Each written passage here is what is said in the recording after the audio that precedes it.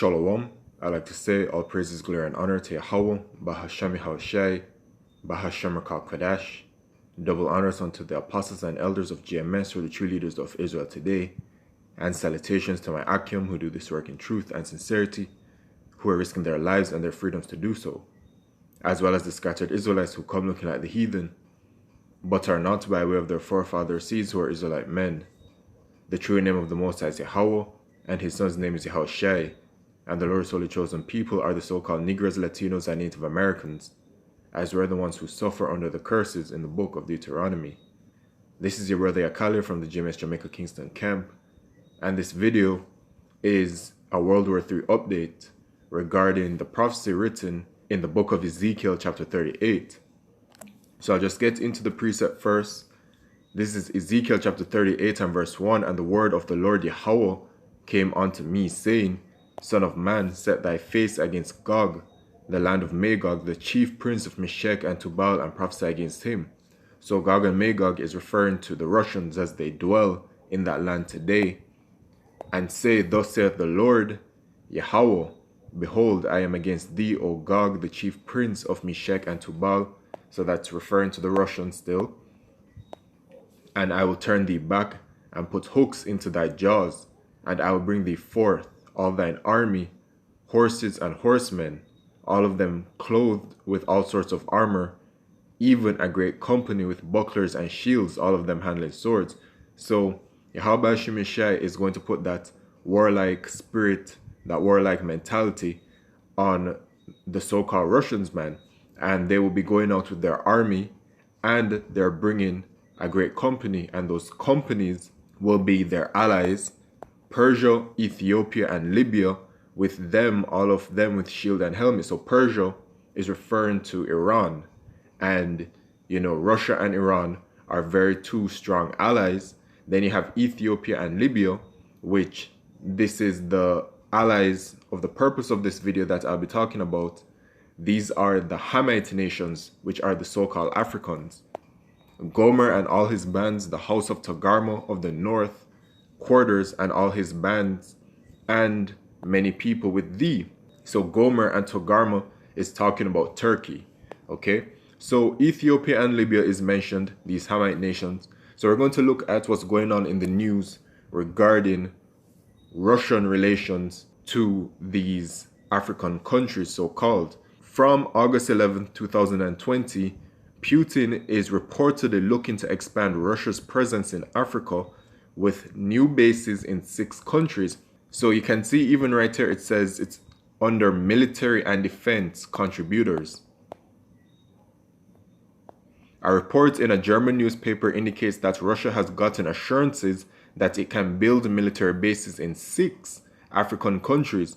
Russia is competing with Western countries and with China for influence in Africa and access to infrastructure, natural resources, arms sales, and international support. The Russians are trying to expand their influence in Africa. To this end, they are signing military agreements with some of the continent's more authoritarian regimes. The German daily newspaper Bild, citing a leaked secret German foreign ministry report, wrote that the Russians are building military bases in 6 African countries. The report says that Russian President Vladimir Putin has made Africa a top priority. The bases are part of the Russians' new African ambitions. Bild cited the report, which states that since 2015, Russia has concluded military cooperation agreements with 21 countries in Africa. It added that there were only 4 prior military cooperation treaties across the continent. The report said that by courting some of the continent's most dictatorial regimes, the Kremlin was contractually assured it would be allowed to build military bases in 6 countries. These countries are the Central African Republic, Egypt, Eritrea, Madagascar, Mozambique, and Sudan, according to the Foreign Ministry's leaked documents. So these are the countries, those African countries, man, that Russia is building its relationship. And you must be thinking, okay, well, the precept mentions Ethiopia and Libya, so where are they at? Well, Russia back in 2019, October 25th, they went over, well, Vladimir Putin went over to Africa to have this summit. At the first Russia-Africa summit, Putin tells African leaders, let's make a deal. So it says, Russian President Vladimir Putin had a message for African leaders this week. Moscow is ready to make some deals. Putin's government bought 43 African heads of state or government to the Black Sea resort town of Sochi for the first ever Russia-African summit.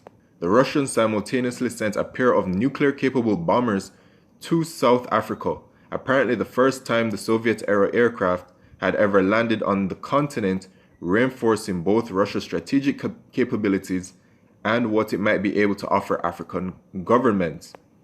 Putin is looking to catch up to China and Western nations, which have developed strong trade relationships across Africa and increased Russia's access to natural resources, including diamonds, uranium, and oil. He is willing to leverage Russia's wealth, but also its knowledge. Ahead of the summit, Rwanda announced that it had entered a deal with Moscow to develop nuclear energy resources in apparent exchange for purchasing Russian defense systems. In opening the summit, Putin announced that Russian trade with African nations has doubled in the past 5 years to more than 20 billion, and after announcing that he expected it to double again within the next 5 years, he reportedly used the first day of the summit in Sochi to talk defense cooperation with Ethiopia, uranium trade with Namibia, and even space technology with Uganda's president. So there it is right there, man. All right, talk defense cooperation with Ethiopia. And so when you look at what defense cooperation is, what is defense cooperation? An important part of defense diplomacy is defense cooperation. It can be defined as any arrangement between two or more nations where their armed forces work together to achieve mutual aims and objectives. So there it is right there, man. All right. It's very clear to see that arrangement between Russia and Ethiopia. And then when you do just a Google search of Russia and Libya relations, Russia has an embassy in Tripoli and Libya has an embassy in Moscow. Diplomatic contact between Russia and Libya has generally been close and productive, seen as both countries have had and continue to see volatile relations with the United States, right? Because a part of this biblical prophecy is that Russia and its allies are going to fight against America and NATO. Okay, and America is known as Mystery Babylon the Great. Okay? Then you see a bunch of these articles why Russia is deep into Libya's civil war.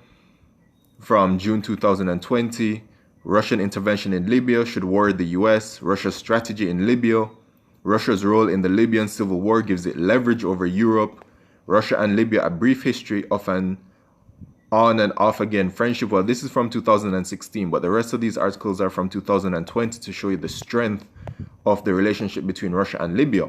So overall, man, this is what's happening with it, man.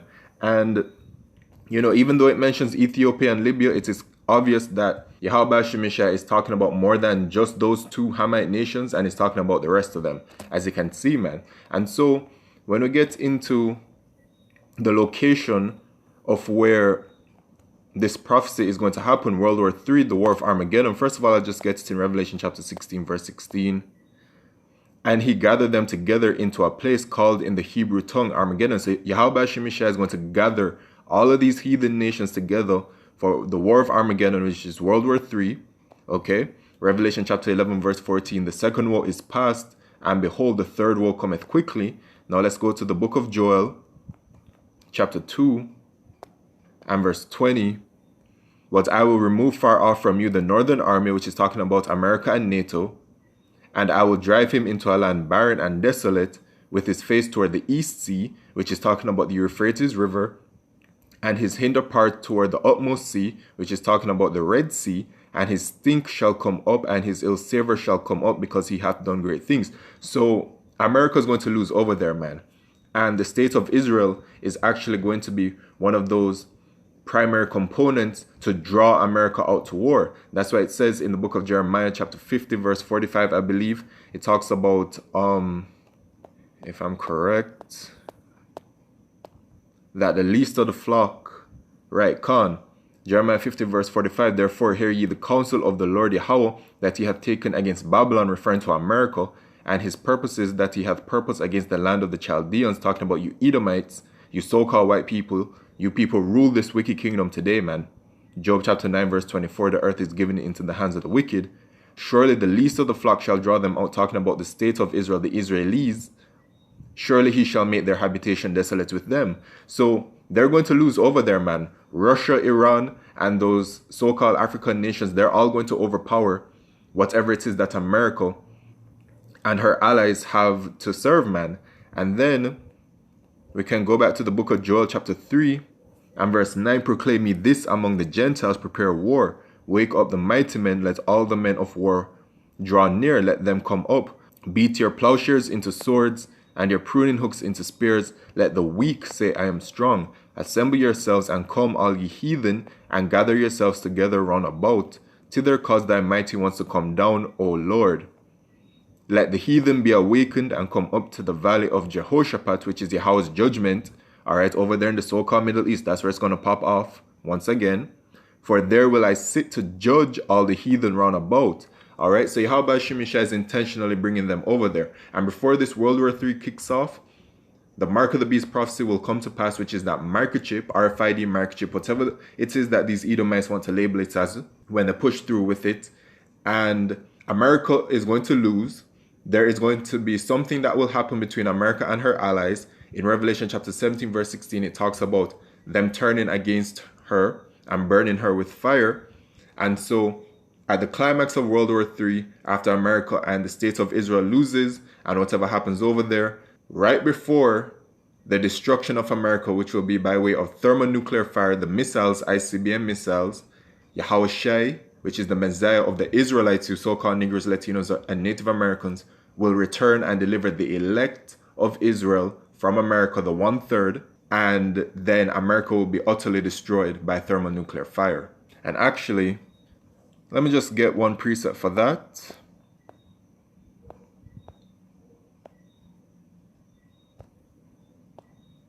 This is Jeremiah chapter 51 and verse 1. Thus saith the Lord Yahweh, behold, I will raise up against Babylon, which is America, and against them that dwell in the midst of them that rise up against me a destroying wind. What's that destroying wind going to be, man?